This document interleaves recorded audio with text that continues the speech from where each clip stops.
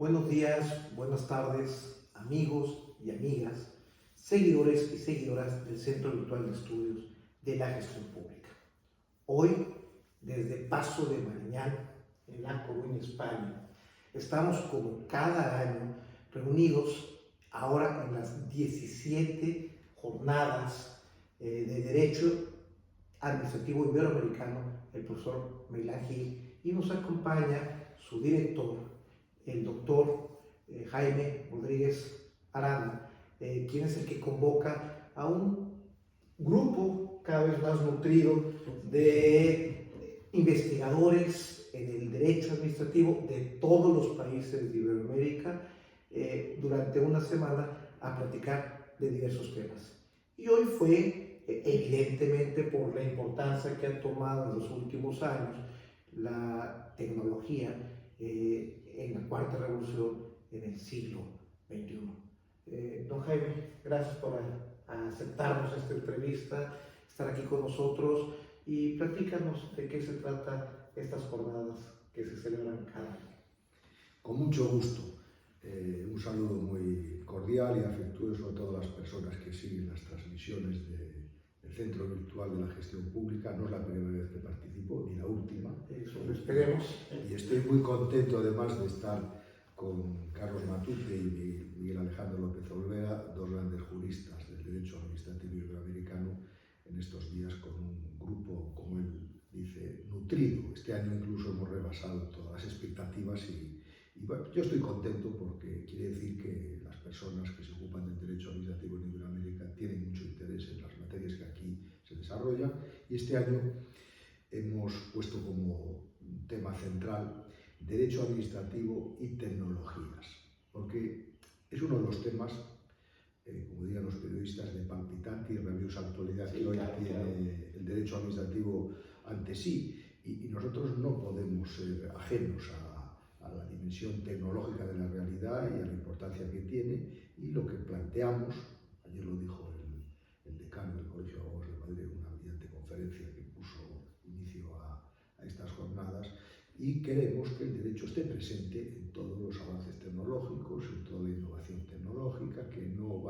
esté de espaldas, que no esté al margen, porque el derecho tiene mucho que decir y sobre todo puede ayudar a que las tecnologías sean instrumentos para la protección, para la defensa, para la promoción y para la realización de los derechos fundamentales de la persona. Y en ese sentido es el que estamos trabajando estos días. Muy bien, pues yo también los saludo con mucho gusto desde Paso de Mariñán, y sobre todo pues tener la oportunidad de compartir y de intercambiar ideas y experiencias con los demás juristas iberoamericanos. Doctor, cuéntenos cuál es el papel de las tecnologías frente a la tutela de la dignidad de la persona. Es un tema que plantea el doctor Miguel Alejandro López Olvera central, porque quienes pensamos que en el derecho administrativo el centro lo ocupa la dignidad de la persona, sabemos que el derecho administrativo es un derecho de los poderes y las potestades públicas para la libertad solidaria de las personas. Y cuando nos encontramos con los avances tecnológicos y con la inteligencia artificial, el blockchain, todas las aplicaciones que conocemos y las que vendrán, porque el desarrollo y la capacidad de la ciencia pues es muy alta, nos damos cuenta que son instrumentos muy idóneos y muy propicios y muy adecuados precisamente para que se desplieguen todas las capacidades, todas las potencialidades que se encierran en el ser humano. El ser humano no es un medio, es un fin.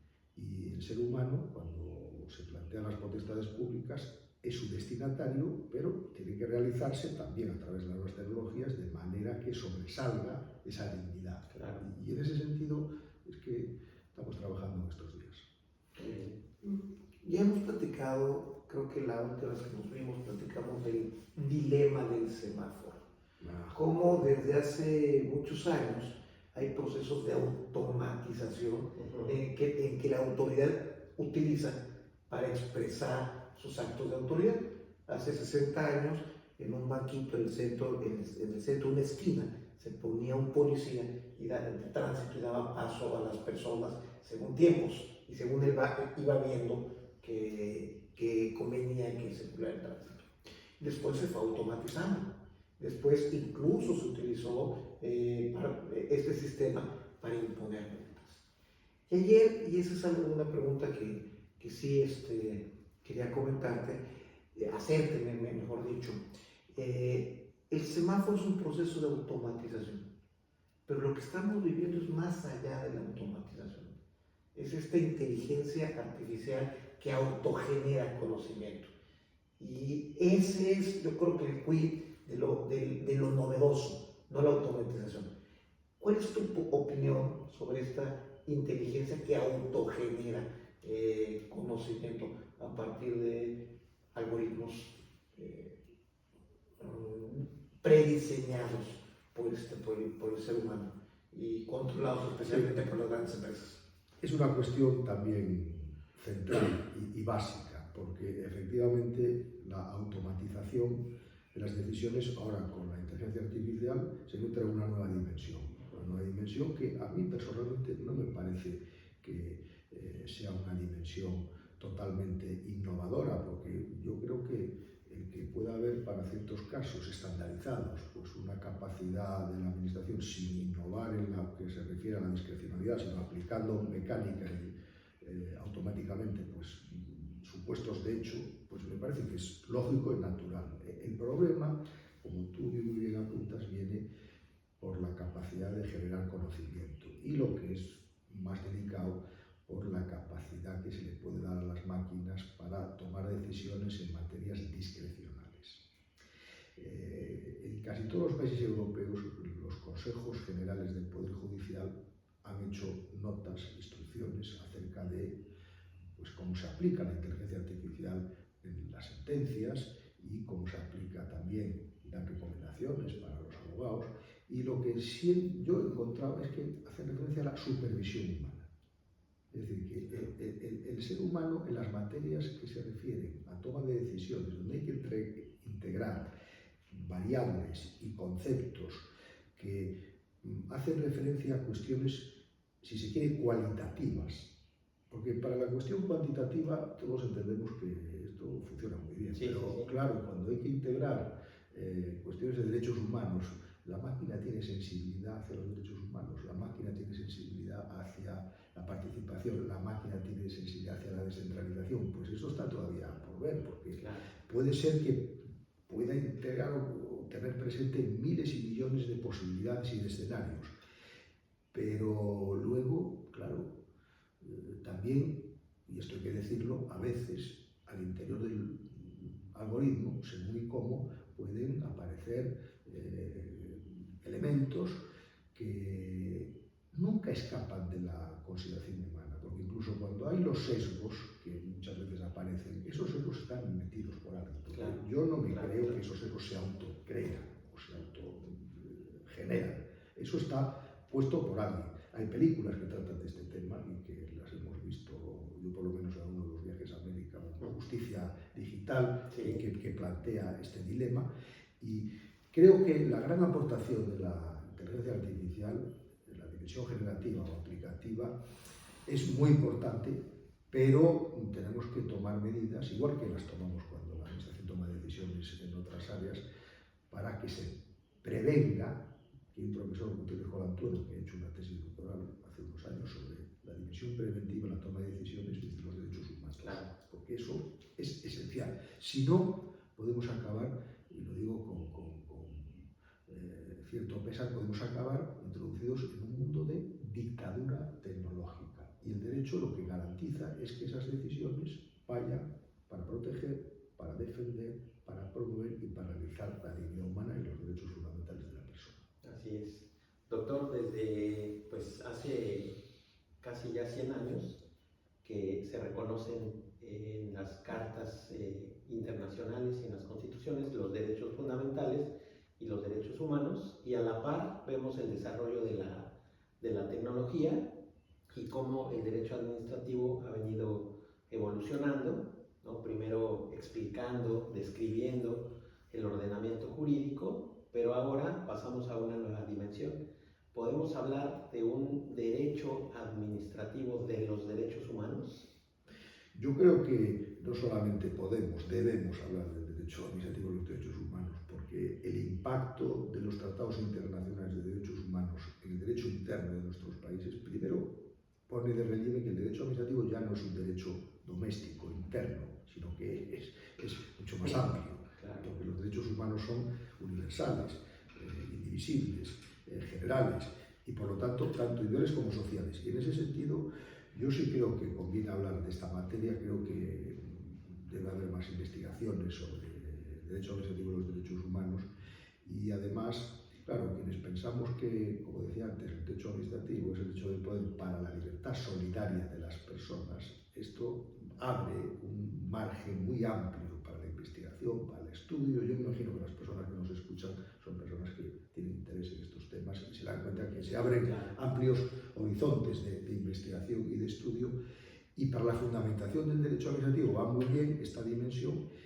pero para explicar todas las categorías, que esto es lo que creo que es novedoso, encierra poner en el centro la dignidad, porque los libros de derecho administrativo tradicionales, clásicos, que todos hemos estudiado, sobre todo los franceses, del siglo XIX, del principio del siglo XIX, claro, no podían entrever toda esta posibilidades porque estaban cerrados sobre un derecho administrativo autoritario, de la prerrogativa y del privilegio, que va de arriba a abajo. Ahora las cosas son distintas, si es que entendemos las consecuencias que se deducen de un modelo, de un Estado social y democrático de derecho.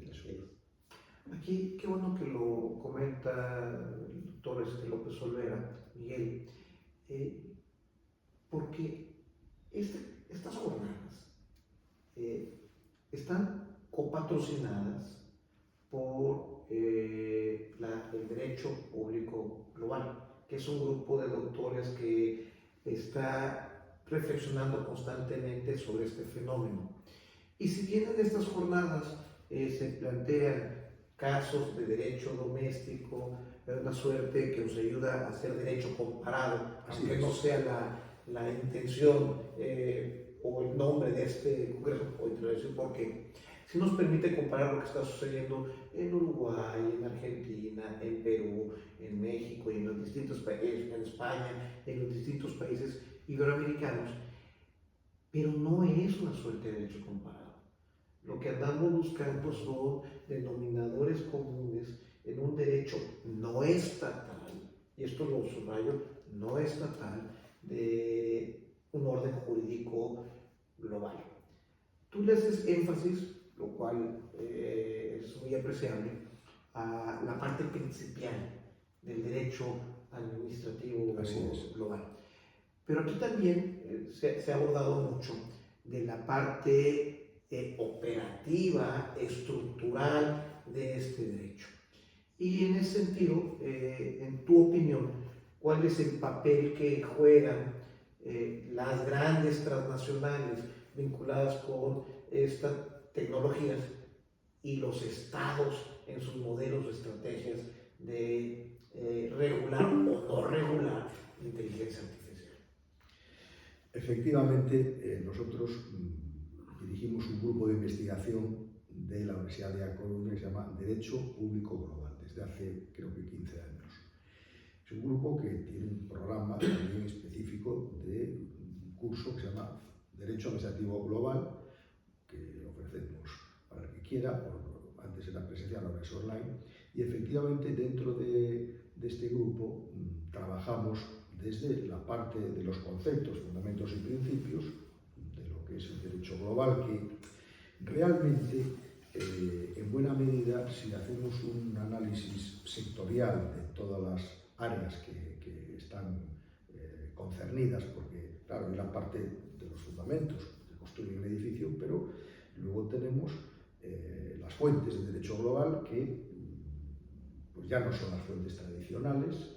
Esto es un tema que daría para un seminario entero, las fuentes, porque para mí, lamentablemente, se han ido sustituyendo demasiado rápido por elementos que hacen referencia no tanto a la justicia como a la racionalidad técnica. Entonces, este es un problema para los juristas, porque nosotros nos hemos educado, afortunadamente, en la idea de que el derecho es jus, ¿no? Como los romanos, la realización de la justicia. Entonces, claro, nos encontramos primero con que hay toda una suerte de soft law en cantidades ingentes, que en muchas áreas, por ejemplo, en áreas de las finanzas internacionales, tiene más capacidad de jus cogens casi que las leyes y constituciones de los estados. Y son redes de antiguos presidentes de bancos centrales, exministros de Hacienda y expertos que establecen una recomendación de Basilea I, II o III, y eso, ¿verdad?, inunda todos los países, y es una aplicación que a mí me recuerda en los años 70 unos trabajos que había en España sobre la capacidad normativa de las circulares del Banco de España, que ni eran leyes ni eran reglamentos, pero eran de una aplicación casi obligatoria, ¿no?, con un nivel jerárquico de las fuentes muy bajo. Pero luego vamos a los temas de inmigración, ahora tan de actualidad. Vamos a los temas de alimentación, que es un tema, es una materia, el códice alimentario. Vamos a los temas también de orden público, combate al Interpol, combate a la corrupción, pesca, ganadería. Estamos dominando fútbol, que afortunadamente gracias a ustedes vamos a tener ahora en junio un gran evento yo creo que es derecho global del fútbol. Derecho global, sí. Del fútbol, con la regulación de las federaciones internacionales, de la FIFA y la UEFA en Europa. Bueno, pues tiene una gran importancia. Pero claro, siempre que tengamos clara la conciencia de que el derecho tiene que estar presente. No puede venir después ni ser un comido del pedido. Tiene que estar presente, porque eso va a ayudar a que las decisiones pues se realicen en el entorno que nosotros planteamos. Porque si no, vamos a estar en el eficientismo, vamos a estar en el funcionalismo. Y esto es peligroso si no va de la mano. Aquí estas jornadas se hacen en honor del doctor Beilangel, que además es mi maestro. Y yo siempre le escuchaba, porque fui su alumno en la Universidad de Compostela, estamos en La Coruña, en el Pazo de Mariñán, pero la universidad más antigua de Galicia es Compostela, que tiene más de 350 años, una universidad tradicional, clásica. La Coruña surgió de Santiago, que se segregó, por así decirlo, aquí y en Vigo, pero la verdadera universidad, en la mamá de todos nosotros, era Compostela. Entonces él estudió en el año 68-69 una materia que causó gran impacto. Hizo una investigación sobre la cláusula de progreso en los servicios públicos. Entonces la gente, cuando hablaba de esto, empezaba a tomar notas porque era una cosa inédita, insólita. Y él, la investigación parte de concesiones de trolebuses en Francia, entre 1910 y 1940. Y él encuentra en los pliegos de todos esos contratos cómo las autoridades municipales empiezan a hacer referencia a porque se apliquen las mejores técnicas disponibles de la ciencia. ¿No? Bueno, pues que esto no es de ahora, porque mucha gente cree que es de ahora, incluso en la globalización ya estuvo con los romanos, con los fenicios, con los cartagineses, luego en el jus europeo, que ahora se habla tan pomposamente el jus común europeo. Esto viene del siglo XIV, siglo XV. Lo que pasa es que ahora, digamos, tiene una visibilidad mayor por las nuevas capacidades que hay. Si quieres, luego platicamos de esa idea, pero de alguna manera el derecho administrativo, el derecho público global, es un regreso. Claro, estamos volviendo y avanzando. Medieval. Volviendo y avanzando. Sí, claro. Eso es la vida. No lo entiendo como un retroceso al sentido negativo. No. Es que también la Edad Media ha sido objeto de visiones negras y espurias que no tienen que ver con la realidad. A ver. Yo también creo que esto de alguna vez hay que decirlo. Bueno, hay que romper. Yo no tengo nostalgia del pasado, porque soy un hombre que acepto y asumo las nuevas tecnologías, pero hay que darse cuenta quiénes somos, de dónde venimos y el patrimonio que hemos recibido para proyectarlo en el futuro. No, pero no solamente eso, o sea, esta idea del Estado como monopolio normativo, hace 30, 40 años que se quebró, que lo seguimos manteniendo por razones didácticas. Esa idea no es la idea de la Edad Media. No. Esa es la idea de la homogenización, de la uniformidad, de la estatalización de las fuentes. Antes, esa es la modernidad. La sociedad tenía capacidad. No, por eso. Cuando digo que volvemos a la Edad Media, volvemos a esta idea de pluralismo normativo. Pluralismo normativo. Eso Eso lo decía Santi Romano, la pluralidad de las fuentes. Sí, eso es a lo que me refiero. Que durante 400 años vivimos con la idea del monopolio normativo y hace 30, 40 años estamos diciendo, a ver, espérate, aquí hay una multipolaridad normativa y se hace más evidente en la parte de tecnología, Sí, claro. donde es, vamos, cada vez que alguien dice en un congreso local, doméstico, que va a regular la inteligencia artificial, solamente llega a generar sonrisas, porque es algo más global. Lo local puede establecer principios. Pero las nuevas tecnologías necesitan, yo sí defiendo una suerte de regulación. Por Podemos supuesto. discutir la intensidad, Sí, por supuesto. pero que tiene que haber una regulación, todos lo entendemos, Sí. porque vemos las consecuencias de Sí. la no De regulación. la ¿no? libertad absoluta. ¿no? El comentario es que sea solamente en un pedazo. Tiene que ser algo más coordinado y concertado. Ese es Claro, el el problema es que Estados Unidos, el mundo anglosajón, tiene una idea de la regulación y Europa tiene otra idea de la regulación. Y China tiene. China tiene, claro. Entonces, no es fácil porque las culturas jurídicas Y no los coinciden, intereses. pero yo creo que tenemos que ponernos de acuerdo en algo que es fundamental, y es que estas tecnologías tienen que ser útiles a los ciudadanos y a su través debe protegerse la dignidad de la persona. Si eso no está claro o permitimos que haya pues, intervenciones que lesionen de entrada la dignidad humana, vamos por mal camino. Claro. Pero Estados Unidos y Europa, aunque son visiones distintas, son compatibles. Sí, son complementarias. Sí. Pero la China, No, eso que no. está tomando mucha fuerza incluso en algunos países que quieren volver al corte autoritario en Iberoamérica, esta idea de perfilar al hombre para poderlo controlar mejor desde centros de Sí, poder, sí. es volver un poco, ahora sí, es volver a un pasado que Carlos y Miguel, eso es totalitarismo. Totalitarismo. y mucho más eficiente que el de Sí, hace pero- 60 años. Pero totalitarismo. Sí, sí. Porque, claro, la eficiencia, yo recuerdo hace unos meses en un país que no voy a decir el nombre, de América, que una persona en una conferencia me dice, doctor, la buena administración es un concepto que se puede aplicar a la democracia y a los totalitarismos. Yo le dije, solo a la democracia. Porque Claro. la eficiencia Claro, claro. tiene que integrarse en un sistema de libertades. Y yo le ponía el ejemplo de ahora que hay esta película que también hemos visto, Nuremberg, ¿no? Que está en Nuremberg, que es una película muy hollywoodiana, bueno, pero lo que plantea, de alguna manera, en los juicios, no a los grandes capitostes, sino a los funcionarios, a von Kissmann, ¿no? Él dice, mire, yo simplemente lo que hacía era cumplir unas indicaciones y ser eficaz. Claro, pero eficaz de que en el traslado de los judíos que iban a los hornos crematorios. Eso no es irrelevante. No. Sí, claro, que eso es tremendo. Sí, claro, es cruel. Es tremendo porque es la eficiencia al servicio, como diría Ana Arendt, del mal. De la maldad. Del mal. Y ella tiene un libro que se llama, y yo lo recomiendo, La banalidad del mal. Sí, Está claro. hecho porque ella fue periodista y siguió los juicios de Nuremberg y tiene unos libros Sí. que hoy en día deberían de ser más leídos porque ahí tenemos que, no aprendemos, ¿eh? No aprendemos. Tú y yo hemos platicado de que la buena administración y el buen gobierno son dos conceptos distintos, pero necesariamente vinculados. Sí, claro.